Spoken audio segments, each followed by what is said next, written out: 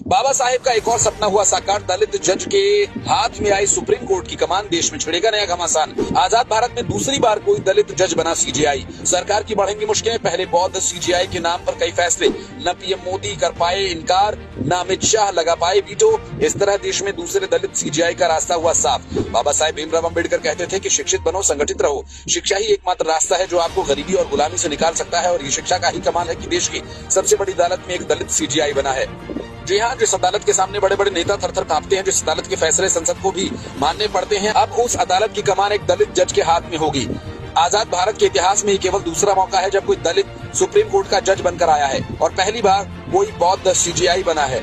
अब तक supreme court के चीफ जस्टिस संजीव खन्ना थे, उन्होंने ही जस्टिस बीआर गवई के नाम की सिफारिश की। जिस तरह से भीमराव अम्बेडकर नाम की शॉर्ट फॉर्म में बीआर लिखा जाता है, उस तरह से गवई के नाम में भी बीआर है। इसका मतलब क्या? इसका मतलब आगे बताएंगे। और उसके पहले आपको ये जान लेना चाहिए आपको कि जस्टिस गवई है कौन, उन्हें ये जिम्मेदारी क्यों दी गई है। बीआर गवई महाराष्ट्र के रहने वाले हैं और उसका जन्म अमरावती जिले में 24 नवंबर 1960 को हुआ था। 14 नवंबर 2003 में बॉम्बे हाई कोर्ट का हिस्सा बने। उस वक्त उन्हें अतिरिक्त जज की जिम्मेदारी दी गई थी, और इसके बाद नवंबर 2005 में वो हाई कोर्ट के स्थायी जज बन गए। जस्टिस गवई आम जज नहीं है, वो सुप्रीम कोर्ट की कई पैनल्स का हिस्सा रहे हैं, कई बड़े मामलों में संवैधानिक बेंच का हिस्सा रहे। आर्टिकल 370 को हटाने की चुनौती वाले मामले में भी उस बेंच का जस्टिस बीआर गवई हिस्सा थे। आपको बता दें कि बेंच ने राजनीतिक बॉन्ड स्कीम को खारिज किया था, जस्टिस गवई उसका हिस्सा थे।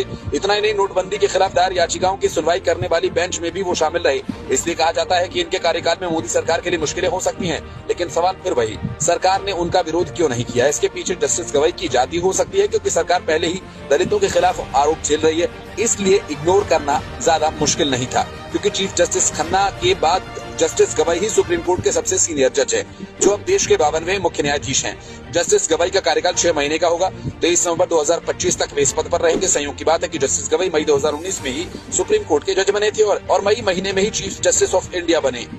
यहाँ आपको ये भी समझना जरूरी है कि हमारे देश में मुख्य न्यायाधीश कैसे चुना जाता है। वैसे इसके लिए वरिष्ठता के सिद्धांत पर अपनाया जाता है, लेकिन टेक्निकली ये अधिकार केंद्र सरकार के पास ही होता है। हालांकि ज्यादातर मामलों में